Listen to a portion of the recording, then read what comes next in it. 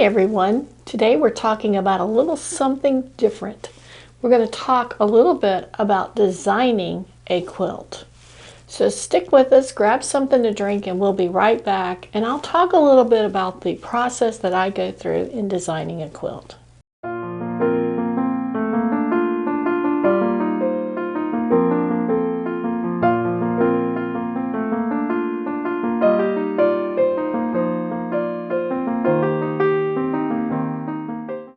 And welcome back to the Shamrock Quilt Studio. Well, welcome back. Today I'm talking about a little something different, and that is the creative inspiration and how I go about taking something I see and making it into a quilt that is truly mine. And that is sometimes the inspiration comes from different sources. And the one I want to talk about today, the inspiration came from a trip to the fabric store. And I ran across this fabric, and it was just as cute as it could be. Let me move this off the table. There we go. That's a little better, I think. This is a black fabric. The background is black, and it has some little bees on it. And they're kind of an orangey yellow and black for the bees, and the wings are white, and they're just really, really cute. So I got to thinking about how cute that was and how I could use it in something different, a completely different idea. And I got to thinking about, you know, when you're young and you're sketching things, you might be sketching flowers or something, and it's very primitive. So I got to thinking about how I could put those two concepts together. So what I've decided to do is use this fabric as the background fabric for a quilt. And what we're going to do is we're going to take some of these other fabrics. I've got a lovely little yellow with a white, little tiny white simple flower. And it's almost like a calico, but it's not quite a calico, but it is very basic in its design. So I think that's going to be really helpful. And then I've got some black fabric with a little dot that I'm going to be using. And I've got a little darker yellow, a little fat quarter with a little white dot on it as well. And somewhere around here I have a little black and white stripe that I'm going to use. Probably in this somewhere. I just don't know exactly how yet. Now, those were the fabrics I picked. And you certainly could take this collection of fabric and just cut pieces and make a traditional quilt out of a traditional block. And it would be very cute, but I want something different. I want something that is uniquely mine. And I'm going to share this process with you. Like I said, this is going to be a little different from what we normally do. We're going to start way back before whatever you might see I'm working on in the studio. This is what happens before we get to this.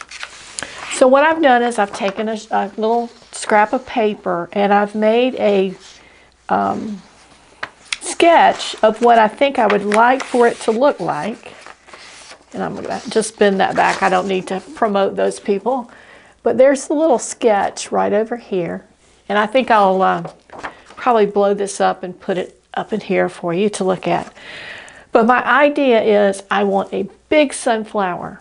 And think about that big sunflower coming out in this yellow fabric against that black background for the sunflower. So I'm going to need probably these two fabrics for the sunflower petals.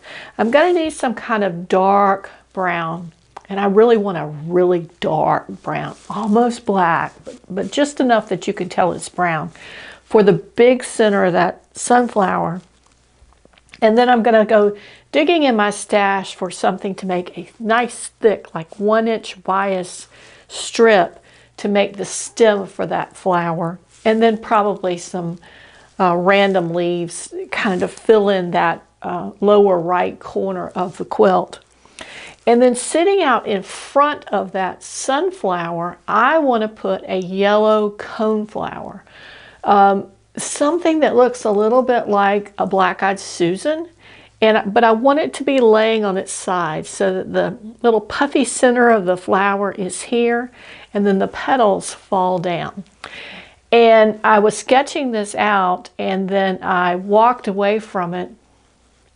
I was doing that last night, and I walked away from it, and I was thinking about the Miss Kelly project that we did, how at the very bottom of the design there were some flowers that were sitting on their side, and they were shaped the same way, something in that manner. Now, I did some rough calculations of sizes, and at first I was thinking this would be 30 by 40, and 30 inches is about here to here, just to give you a little example of that. But I think we're going to go a little wider. I don't know exactly how wide this is, and to be honest with you, I'm not sure how much I got. I think I got 2 yards. There's definitely more than 1 yard here. What we may do is we may make this roughly the width of fabric, which would probably be in the 40 to 42 inch wide. And if we have enough, if there are 2 yards here, we may go 60 inches instead of 40. So we're probably looking now at about 40 by 60, which would make this a good size for like a sofa quilt or a larger lap quilt. Something that I would think of that you might take a nap under. So the design then would have the big sunflower and the smaller coneflower on the right hand side, almost to the top, not quite to the top, but mostly in that quadrant down there. And then I was thinking, do we want to put a big bee? Now that's where my challenge comes in, because I'd have to design a bee that we could create and applique on the quilt. So that may take a little longer. I think the petals and the flowers would be pretty easy and simple to do, but the bee, I'm not sure about it. But let's work on what we have right now, and then we can tackle the bee later. So my next step was I kind of was looking at the size of this and what sizes. And granted, the sizes I came up with were taking into consideration at that time that it would be 30 by 40. So I may need to increase these sizes just a little bit. For example, I had on here that we would use a 6-inch circle for the center of the sunflower. And this is a 6.5.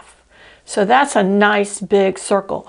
But if we're going to 40 inches, then that may need to be at least 7 to possibly 8 inches. It's going to be big, but we want it big because we're making a bold statement. So I may have to adjust those sizes. But the next step in this would be to actually sit down and draft out some of the shapes and sizes that we were talking about. And I was thinking that the biggest petals on this sunflower, again we're thinking about the 30 by 40 size, would be 6 inches. But if we go, let's say we go 8 inches for the center of that flower, or we cut it at 8, and by the time we turn it under, we're at 7.5. We'll probably need about a 7-inch petal. So let me grab a little ruler here. Whoops, sent one flying. And I'm just going to start here on my paper. So a 7-inch petal would be almost the width of a sheet. And let's see. A lot of this is trial and error, but what we're going to do is we're going to make it an 8-inch petal. And I'll tell you the reason. First of all, that's as wide as the paper is. But we're going to need that petal to come underneath that circle. So I'm going to draw a line here, 8 inches. And then I probably want them what? 4 inches across. So we'll just, oh, convenient. That comes just to the edge of the paper. So we've got here just a big T across, and then we're going to create a petal shape. Now this is all going to be trial and error. And really you can start and just sketch out one side because you fold it in half and you get the other side. So I'm going to just sketch just a kind of a art there where it's skinnier on the end than the beginning. And then I'm going to go back and just give it a little bit of an irregular shape. And that's going to be my first petal. And like I said, when we're doing this, it's trial and error. When you're creating something from the very beginning, that's what it is. So we're going to start here, and I'm just going to cut this out. And then I'm going to fold it over. And you really could do this, just take your scissors to your paper and go for it.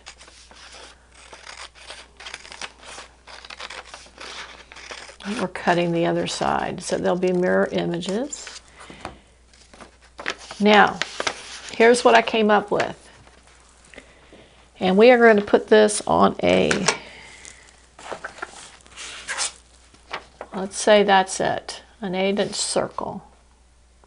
Looks about right for sunflower because the sunflower, the center is bigger than, or the same size as a petal, and then we'll have some shorter petals in here too.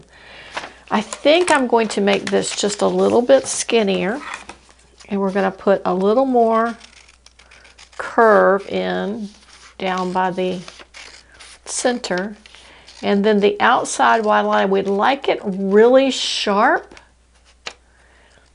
that doesn't work very well for trying to make applique. So I'm going to make that point a little duller. It was really pointy before. So there's what I'm going to use as the starting pattern for the petals. And what I'll do, because this is trial and error, I'm going to just cut out some of these paper petals with some discard paper and lay them out and see what they look like, and then I'm going to cut a circle and adjust those together to see how they fit together. So what's going to happen in this video, this is going to be a video that I'm going to tape over probably a couple of weeks, and I'm just going to come and sit down with you at points along the way as I cover some of the tasks that I'm doing and show you what I'm doing and how it's coming together.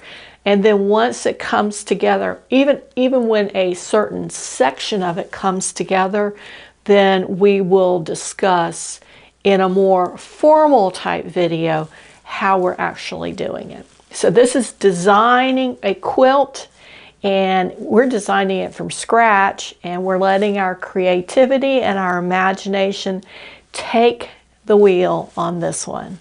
I hope you've enjoyed this. It's a little bit out of our wheelhouse of what we normally do, but I think it's going to be fun, and I think it's a good adventure to go on, so that if you've got some creative idea rattling around in your imagination, you can put that to real life as well. Make it happen. We'll see you next time at the Shamrock Quilt Studio.